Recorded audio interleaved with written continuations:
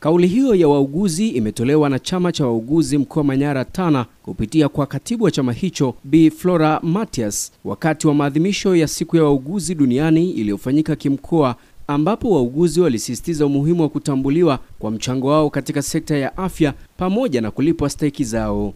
Chama cha wauguzi kimeendelea kupendekeza, kushiriki na kuhamasisha utekelezaji wa sera, miongozo na miundombinu mbalimbali ya afya na kada ya uuguzi na ukunga hapa nchini kupitia vikao mbalimbali vya wizara na chama.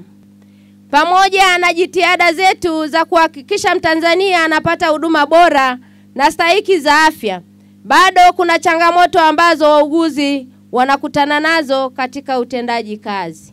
Baadhi ya halmashauri zinakiuka utekelezaji wa maelekezo ya Wizara ya Afya ya mwaka 2008 yaliyoelekeza wauguzi wote kupatiwa posho kwa ajili ya sare za kazi.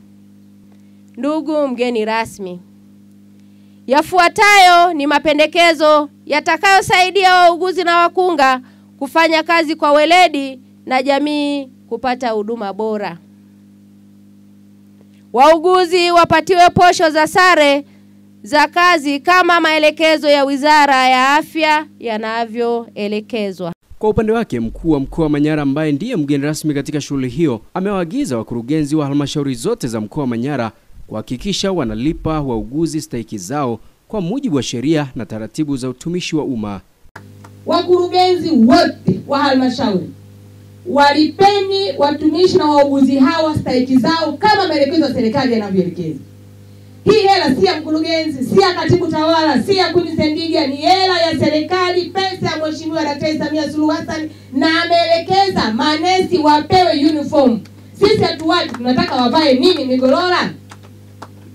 Wakurugenzi, watumishi hawa wapewe pesa zao, wapewe stahiki zao na walipwe madeni yao.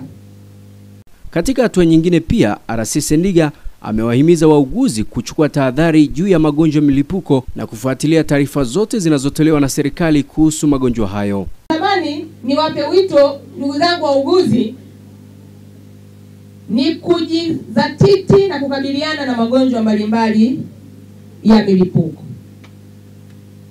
Sifa nyingine ya muuguzi ni kuwa updated na taarifa hazo zinazohusiana na masuala ya afya. Katika hafla hiyo pia, wauguzi walikula kiapo cha maadili ya kazi pamoja na kukumbushwa wajibu wao katika kuihudumia jamii. Wema Michael na Gabriel Kuleka ni baadhi tu ya wauguzi hapa wanaeleza umuhimu wa kula kiapo ya maadili ya kazi. Katika utendaji wetu sisi wauguzi kwa kula kiapo tunakumbushwa kwamba kufuata maadili ya wauguzi tunavyotoa huduma za kiuguzi kwa wagonjwa wetu na kutunza siri za wagonjwa.